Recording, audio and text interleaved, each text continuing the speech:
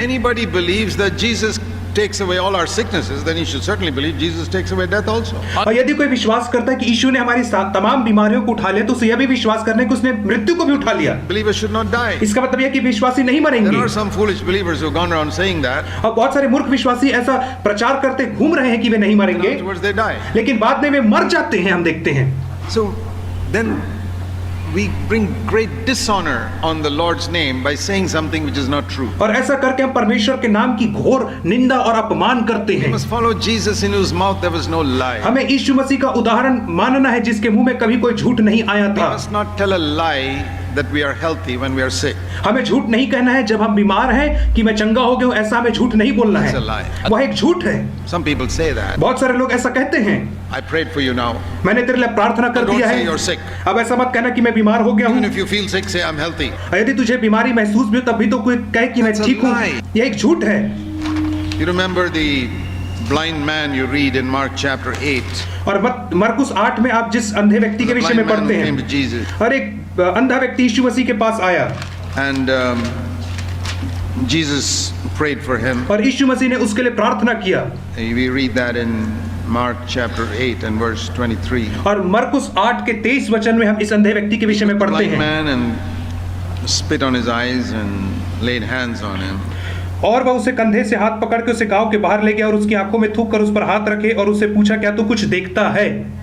He said, "Do you see anything?" और यीशु ने पूछा, क्या तुझे कुछ दिखता है?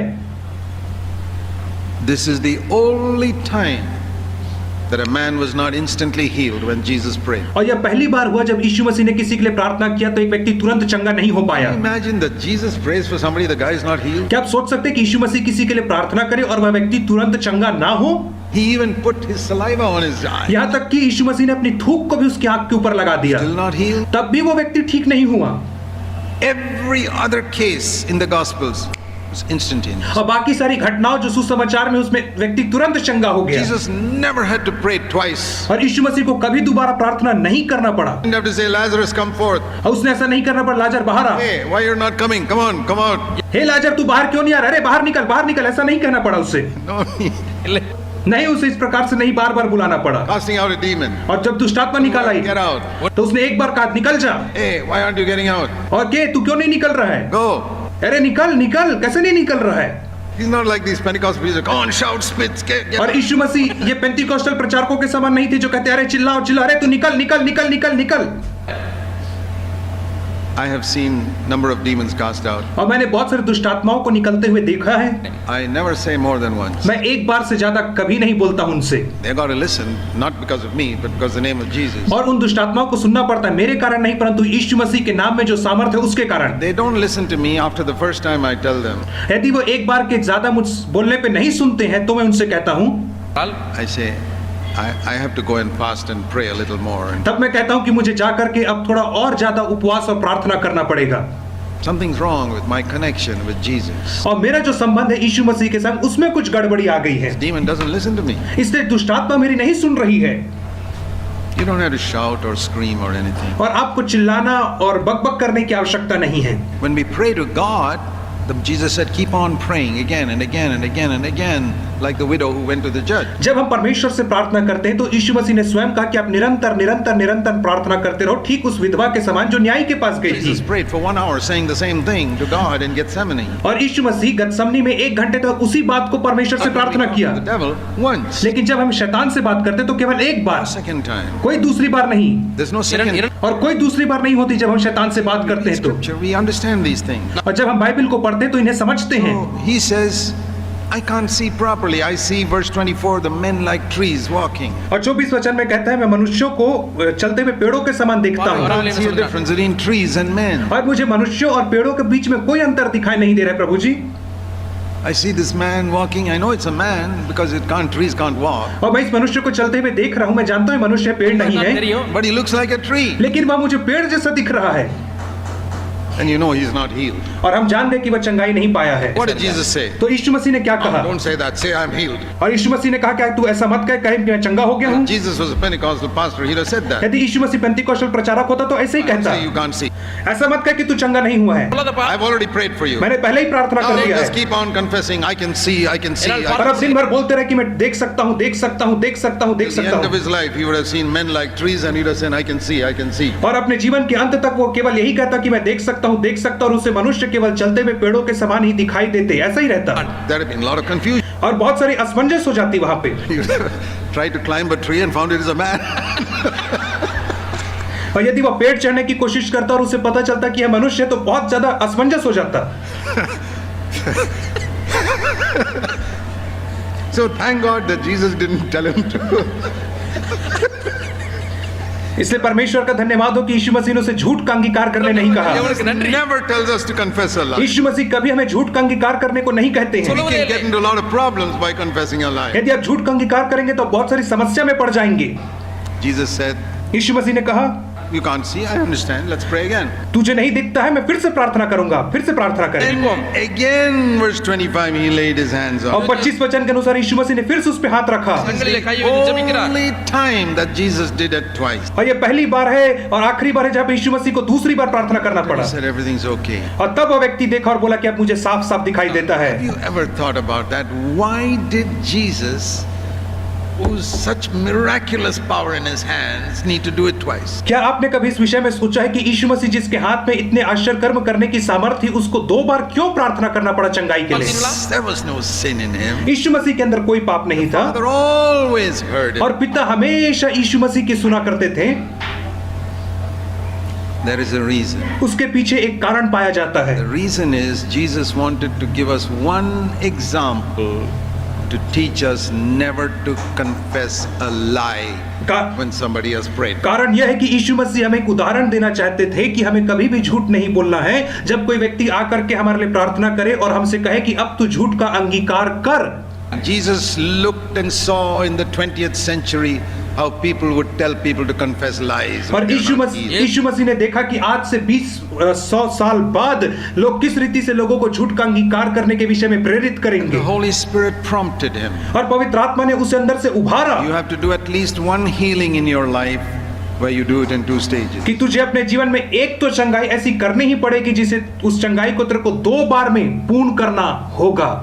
Then only in the 20th century people will have to look at an example and say, I don't have to confess a lie when I'm not healed. तभी 20वीं शताब्दी में लोग तेरे को उदाहरण के तौर पे देख सकते हैं और कहेंगे कि हाँ जब मैं चंगा नहीं हुआ तो मुझे झूठ के ऊपर विश्वास नहीं करना It है। is written for us, not because Jesus didn't have power to heal. ये हमारे लिए लिखा गया है, इसलिए नहीं कि यीशु मसीह के पास सामर्थ्य नहीं थी हमें चंगाई देने के लिए। Thank God that there is an answer in Scripture to every wrong doctrine being preached in Christendom today. और धन्यवाद हो कि इस वचन में हर एक गलत शिक्षा के लिए एक उत्तर मौजूद है। You do not have to confess a lie. If you're not healed, you say, I'm not healed. और आपको झूठ बोलने की आवश्यकता नहीं। यदि आप ठीक नहीं हुए हैं तो आपको कहना है मैं ठीक नहीं हुआ Go and pray again. और फिर से जाकर के आप प्रार्थना करें। We read in 2 Corinthians 12 और हम 2 कुरिन्थी 12 अध्याय में पढ़ते हैं that Paul was given it says in verse 2 Corinthians 12:7, he got a thorn in the flesh, which I believe was a sickness. और 2 कुरिन्थी 12 के 7 में कहता है कि पौलुस की देह में एक कांटा चुभाया गया जिसे मैं मानता हूं कि वह एक बीमारी थी। His body, he had something which was like a thorn. और उसके शरीर में कुछ ऐसा था जो कांटे के समान था। If it was a physical thorn, he could have pulled it out. और यदि वो भौतिक कांटा होता तो उसे खींच करके निकाल देता। But it was something irritating him which he could not do anything about. लेकिन वो कुछ ऐसी चीज थी जो बार-बार उसे परेशान कर रही थी और वो उससे दूर नहीं कर पा रहा था। It came from Satan, it says in verse 7. और 7वें वचन में कहता है कि यह चीज शैतान के द्वारा आई थी Kept on troubling him. और वो उसे बार-बार परेशान करती रही। Some people get a headache, आपको उन लोगों के विषय में पता है जिन्हें बार-बार सिर दर्द होता terrible है headache, और बहुत गंभीर सिर दर्द होता goes है away. और वो चला जाता है। 3 days again, it comes back. 3 दिन के बाद फिर से सिर दर्द वापस आ जाता है It goes away. और फिर चला जाता Some है people get fever, और कई लोगों को बुखार होता है like malaria, मलेरिया के जैसे goes away. चला जाता है। What he's saying here, वो यहाँ पे क्या कह रहा है? come back, और फिर से बुखार आ जाता Go है away. और फिर चला जाता है, फिर आ जाता kept है on buffeting his body. और बार-बार पौलुस की देह को वो कष्ट देता रहा। And he said, Lord, please take it away. और उसने कहा प्रभु जी कृपया करके इसे मुझसे दूर करें। He prayed once. उसने एक बार प्रार्थना किया। What did he do after that? उसके बाद उसने क्या किया? Now I believe I'm healed. उसने क्या ऐसा कहा कि अब मैं विश्वास करूंगा मैं So चंगा I हो prayed. गया। क्योंकि मैंने प्रार्थना किया है। He's still having this problem. लेकिन उसके पास ये समस्या अभी भी है। What did he say? उसने क्या Oh, कहा? I'm healed. नहीं, मैं चंगा हो गया हूँ। No, he was a sensible man. नहीं, वह एक बुद्धिमान मनुष्य था। He said, I'm not healed. I'm not healed. उसने कहा मैं चंगा नहीं हुआ Prayed हूँ। a second time. उसने दूसरी बार प्रार्थना किया, Oh Lord, I'm still not healed. I'm still getting it. प्रभु जी मैं अब भी ठीक नहीं हुआ, अभी भी मुझे यह बीमारी है। He prayed a third time. तो उसने तीसरी बार भी प्रार्थना Still not किया, healed. तब भी वह ठीक नहीं हुआ। Then the Lord said, तब परमेश्वर ने उससे कहा, I'm not going to heal you. मैं तुझे चंगाई नहीं दूंगा पौलुस, My grace is sufficient for you. मेरा अनुग्रह तेरे लिए काफी है, This sickness is not going to hinder your ministry for me. और यह बीमारी तेरे सेवकाई को बाधा नहीं लाएगी। This is to keep you humble. यह तुझे नम्र करने के लिए है। Do you know, Paul, I am the enemy of all proud people. हे पौलुस, क्या तू जानता है कि मैं हर एक घमंडी लोगों का शत्रु हो जाता हूँ? I don't want to be your enemy. और मैं तेरा शत्रु नहीं बनना चाहता हूँ। But if you become proud, I have to automatically become your enemy. लेकिन यदि तू घमंडी होगा तो मुझे तेरा शत्रु बनना ही पड़ेगा पौलुस। You have had so many experiences other believers have not had. और तुझे इतने अनुभव मिले हैं जो बाकी विश्वासियों को नहीं मिले हैं। You healed the sick, you raised the dead, तूने बीमारों को चंगा किया, तूने मुर्दों को जिलाया है, you established churches, तूने कलीसियाओं की स्थापना किया है, you've written scripture, और तूने वेद को लिखा है, come up to see me in the third और heaven. तू तीसरे स्वर्ग तक मुझे देखने को आया है। You can become proud. तू घमंड से भर सकता है, So I have to give you something to keep you humble. इसलिए मुझे तुझे कुछ ऐसा देना है जो तुझे नम्र रखे।